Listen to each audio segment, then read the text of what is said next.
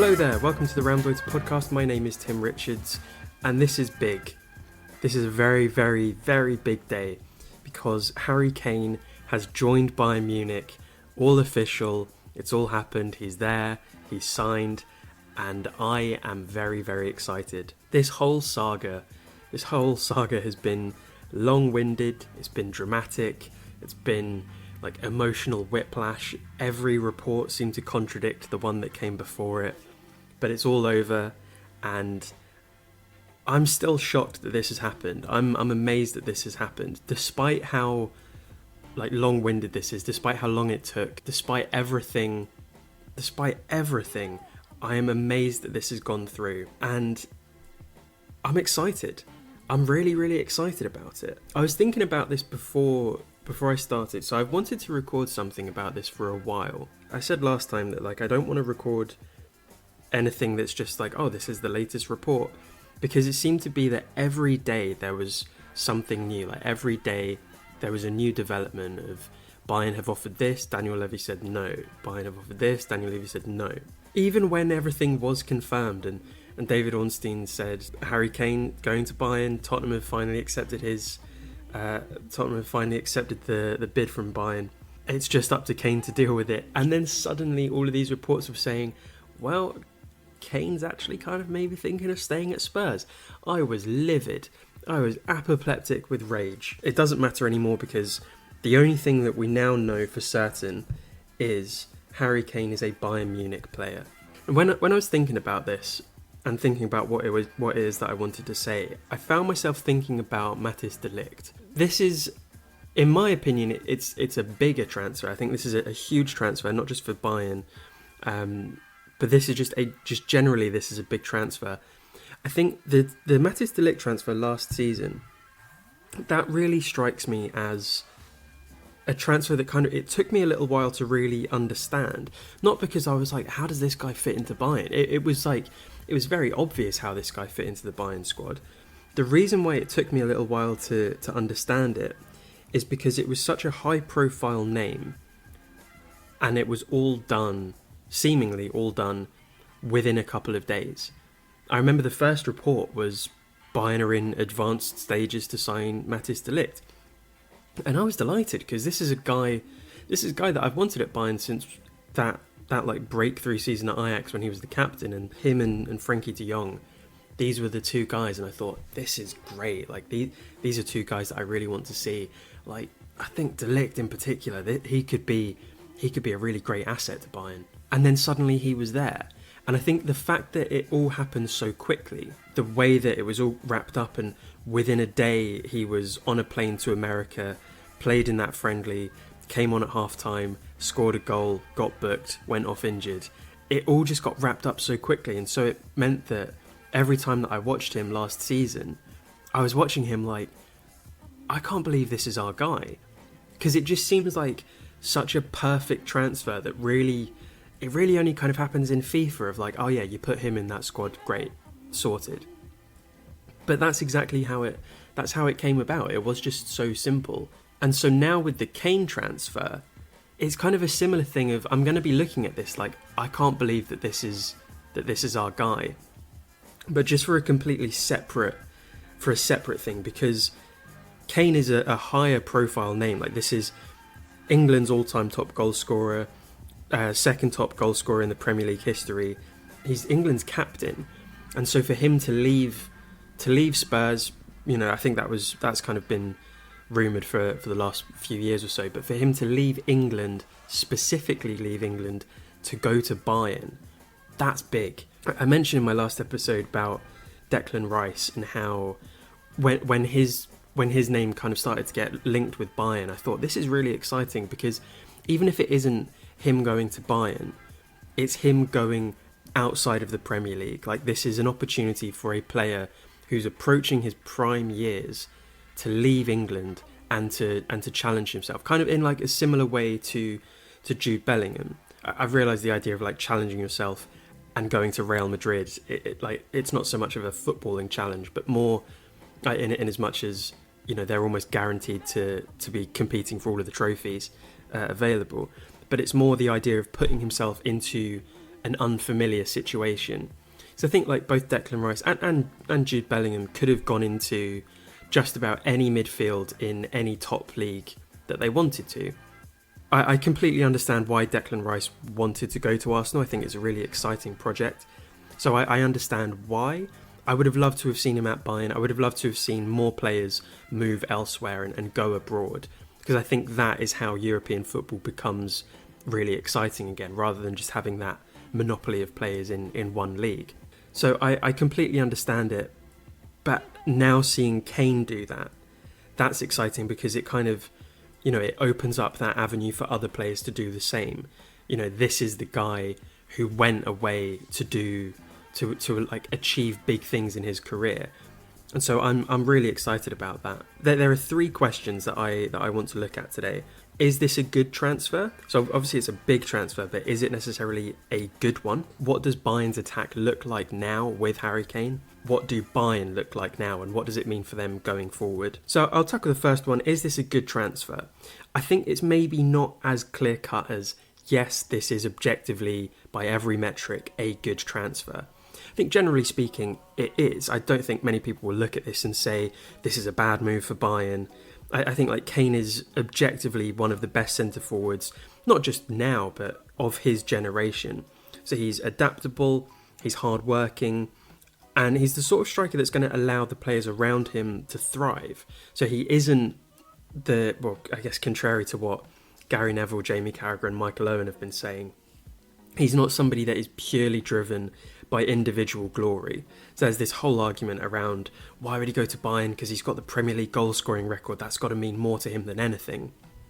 He's now a Bayern player, so I don't know, you can read into that what you will. But I've been looking at Harry Kane, and I keep coming back to 2 main Bayern strikers, and that's Mario Mandzukic and Robert Lewandowski. So Bayern's 2 last big name strikers. And I looked at the way that both of them worked with players like Arjen Robben. So Arjen Robben, easily one of the best wingers of his generation, not just at a particular time. I think he was a really, truly fantastic player. But he was very driven, and he was a very selfish player. For better or worse, his determination to do what's best for him maybe held him back at times. So I think the way that he played with Mandzukic was a guy who would drop deep, he'd help to defend, he would make that pass when somebody else was in a better position, because he knew that's what counted. Like he wanted to win the games rather than be the man getting all the glory.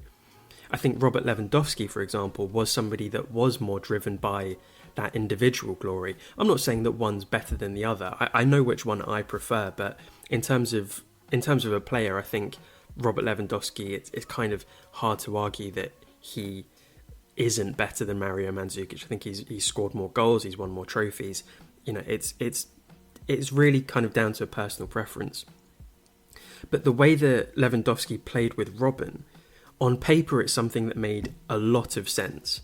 This is like one of the best centre forwards around and one of the best wingers. Surely they're going to work perfectly together. And that wasn't the case, because when Lewandowski goes left, Robben wants to go left. When Lewandowski goes to the middle, Robben wants to go to the middle. They took up the same space, not in terms of like actual positioning on the pitch, but they both wanted the same thing. And ultimately, it meant that their partnership wasn't as prolific as it perhaps could be. Whereas someone like Mario Mandzukic, he kind of made that space for Robben, because he knew, okay, if I can't do it here, he can let me do that for him. So I think Kane is likely to be kind of somewhere between both of them. So in terms of like sporting wise, this is a really, really good move for the players like Leroy Sané, like Serge Gnabry, who are the sort of players to go for goals specifically. I think Kingsley Coman, he's never really been the guy for the goals. He's always been more of like a facilitator. But I think this could be a really great move for him in particular. I'll talk more about how it looks for Bayern's attack shortly. But yeah, as a whole, in terms of price, this is probably the thing that's going to be the most contentious for, I guess, for a lot of Bayern fans. Because if we look at it objectively, 100 million euros for a player who's now at the end of his contract, or is approaching the last year of his contract, I can see why people would look at that as being overpaying for him, especially considering he'll be coming in as the top earner. Like, I don't know what wages Kane's going to be on, but presumably this is going to be like he's going to be earning more than Neuer, more than Müller. I kind of reconciled this, like the idea of this fee, like last week when there was all of this talk of Daniel Levy wants 100 million, Bayern say how about 90.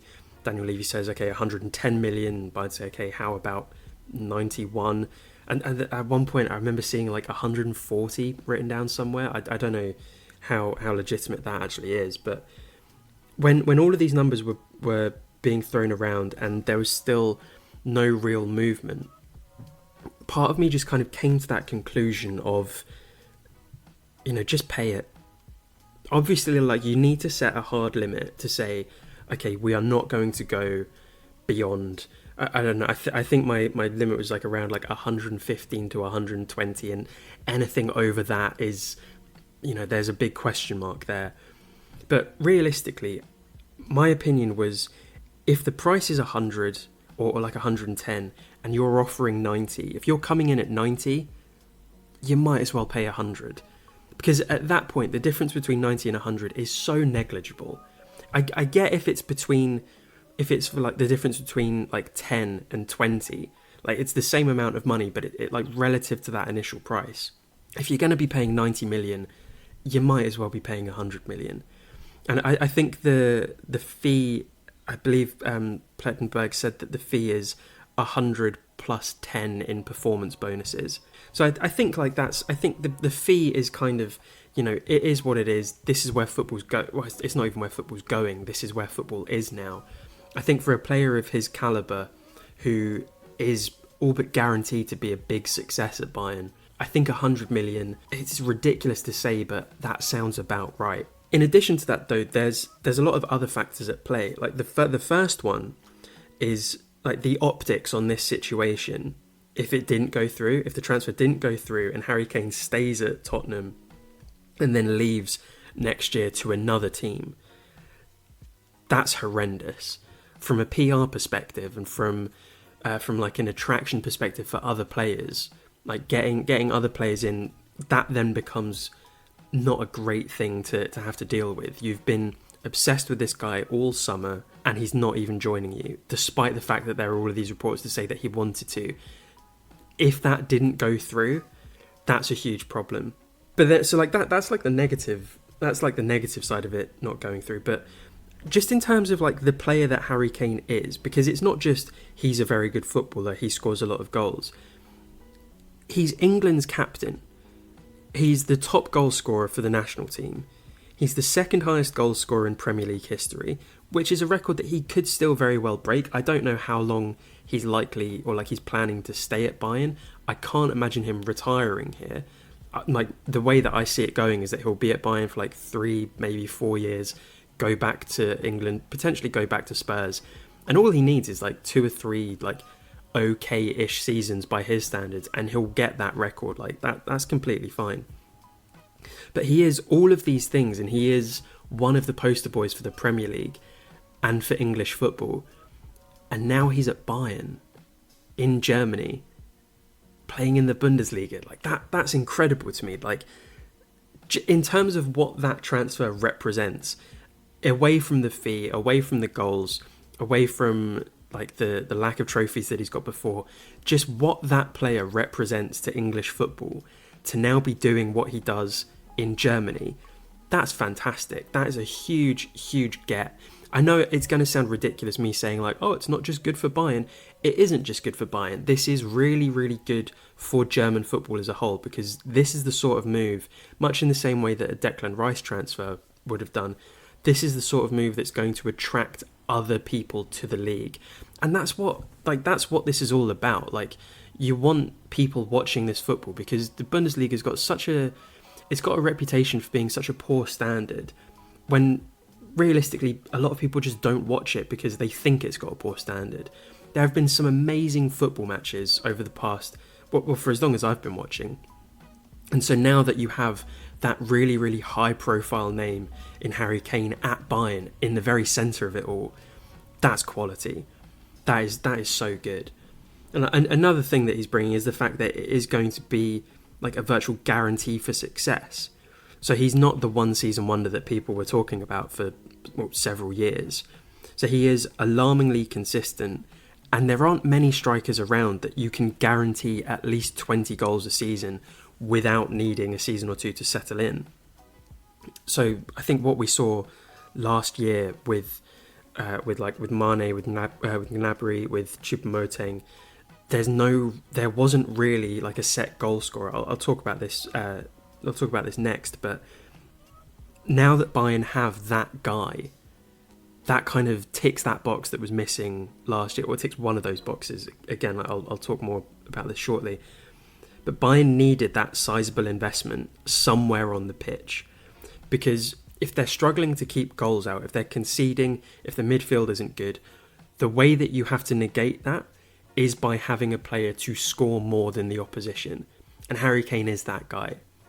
So I think in terms of whether or not this is a good transfer, financially, you can make your own decision. I think a lot of people would rather see transfers kind of max out at about 50 million, and everything above that is like out of the ordinary. But now 50 million seems to be like quite an average price for players. I think in terms of the financials, you can decide what you want. In terms of what this transfer means and what it represents, it's only a good thing. And I'm really, really excited about it. So the next question is, what does Bayern's attack look like now that Kane is there? So it's fairly safe to say he's going to be joining as a starter. And so he is the sort of player that means that the players around him will no doubt elevate. Like, they'll be made better. So he is selfless. I mentioned earlier about the Mandzukic-Lewandowski thing. He's the sort of player that will allow for players like Sane, like Gnabry, like Musiala, Coman, even like somebody like Mathys Tel as well. I think there's a big discussion around him. But it's going to allow players like him to get into the right spaces and for them to have the glory. So I was talking about Mandzukic and Lewandowski. Kane's kind of a player who you can have that Lewandowski approach of he's the focal point, everything goes through him and finishes with him.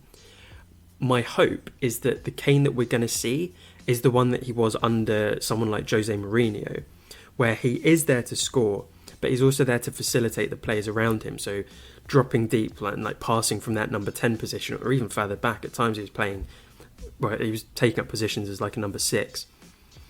So it's going to be really great to see a player who is just there to win rather than he's there to like further his own career. I don't doubt for a moment that a big part of the reason that Harry Kane's going to Bayern is because it is almost like, it's almost like being born on third base for trophies. Like, he wants to win trophies. Bayern is the best place to get, like, almost a guarantee every single season.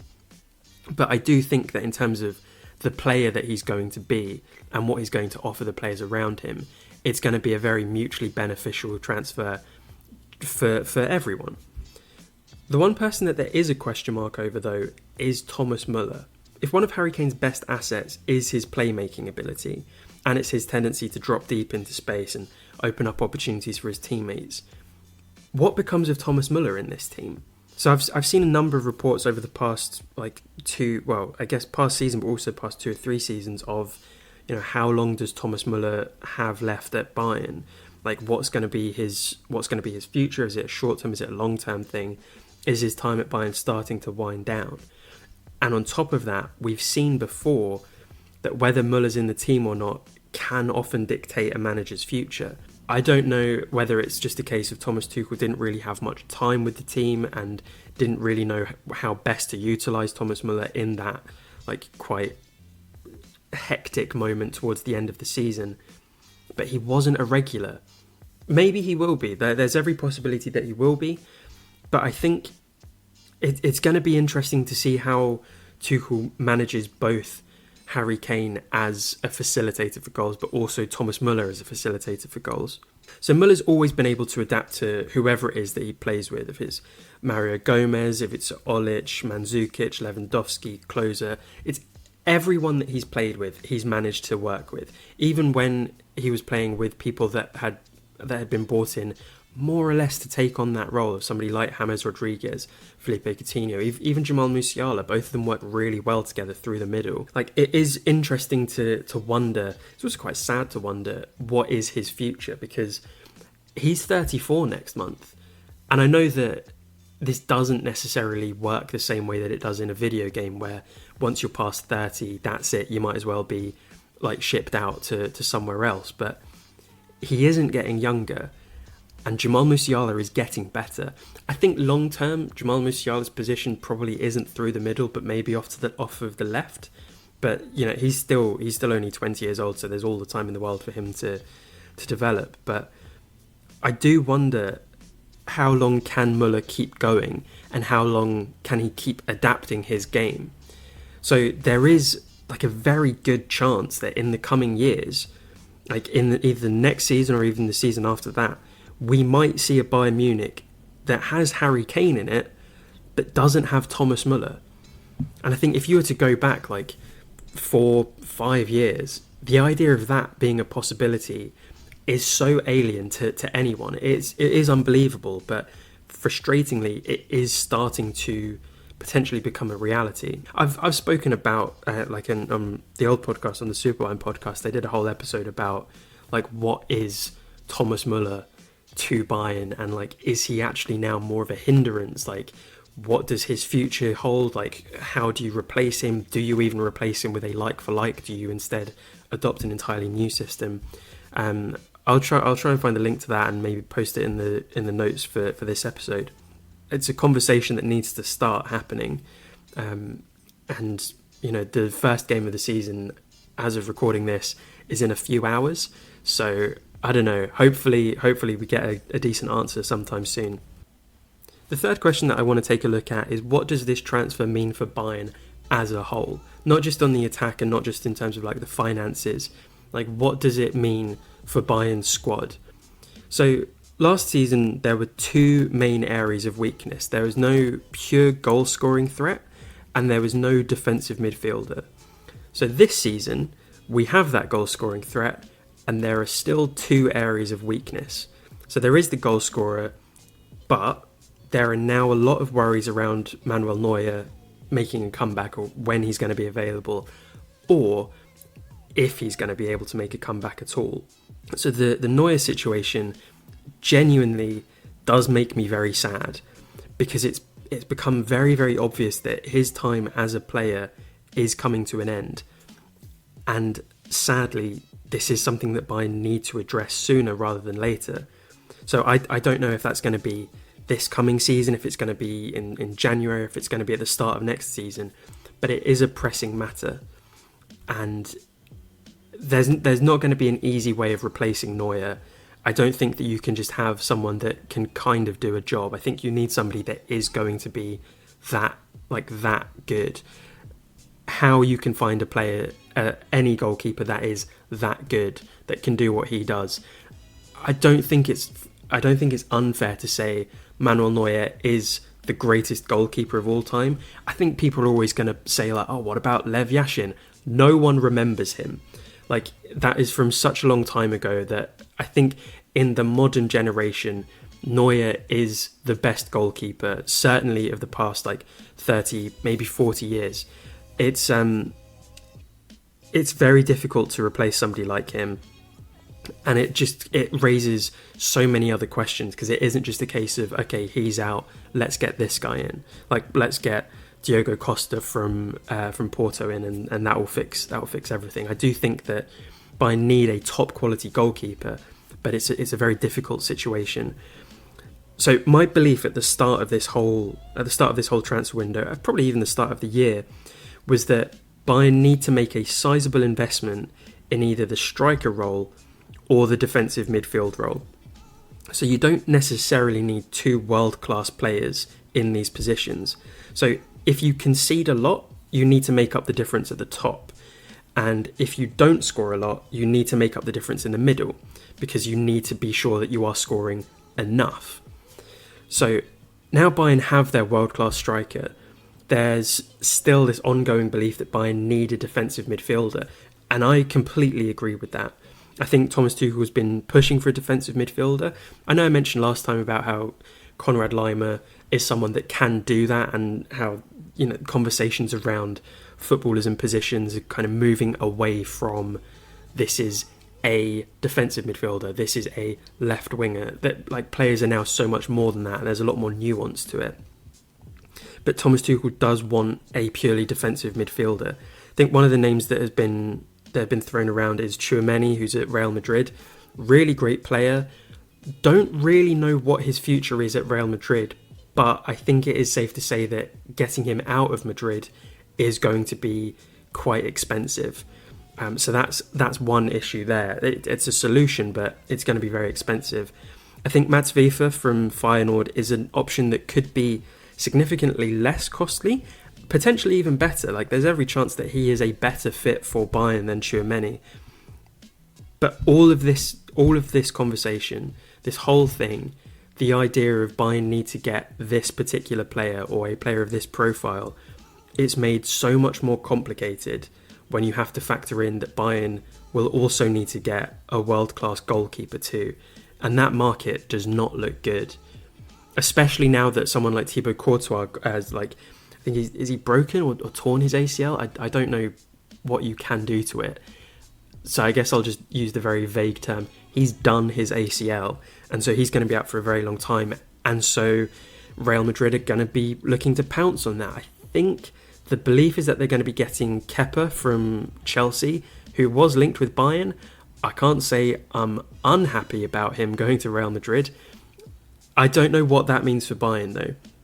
Like, I like Sven Ulreich. I think Sven Ulreich is a lot better than people give him credit for.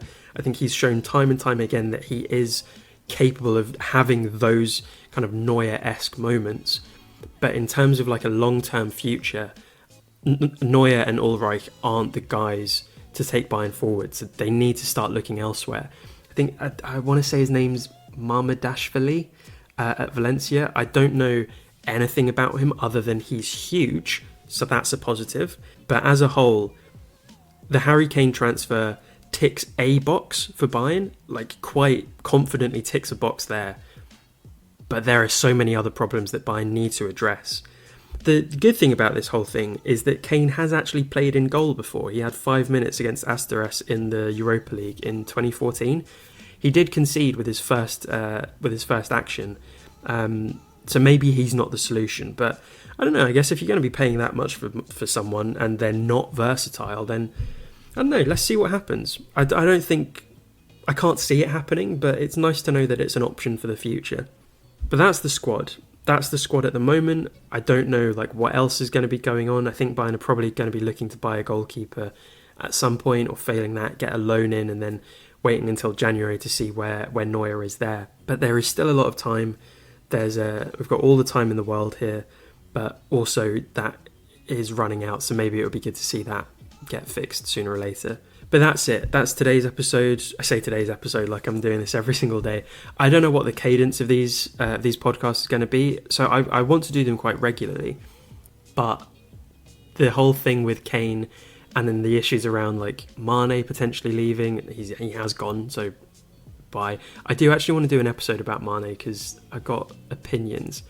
But I've wanted to record something quite a lot. Like, that I've not just been sat doing one episode and thought, yeah, that'll do. I can retire on that.